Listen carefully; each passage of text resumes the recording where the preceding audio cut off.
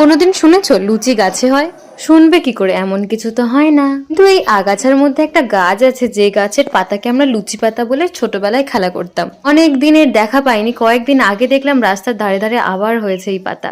তো যেই না আমি তুলে নিয়ে বাড়ি এলাম, তখন বাবা বলছে এ তো পরোটা পাতা, মা বলছে লুচি পাতা, আমিও বলছি লুচি পাতা। এবার তোমরাই ভোট দাও, লুচি নাকি পরোটা।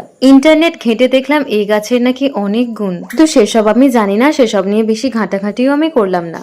বেশ অনেকগুলো রসালো গাছ আমি তুলে নিয়ে এসেছি ওখান থেকে। বেশ অনেক অনেক দিন আগে আমি একটা ফেসবুকে ভিডিও দেখেছিলাম, যারা এই লুচি পাতা দিয়ে এরকম চটকে চটকে সেটা দিয়ে না জেলি তৈরি করছে। তো সেই মতো যখন আমি অনেকদিন পর দেখলাম, আমি ভাবলাম আমি তো কোনোদিন করিনি, তাহলে একবার করেই দেখা যাক কেমন লাগে। তো সেই মতো আমি ভালো করে পরিষ্কার করে নিয়ে একটু কেটে কুটে সেটা ভালো করে চটকাচ্ছিলাম জল দিয়ে।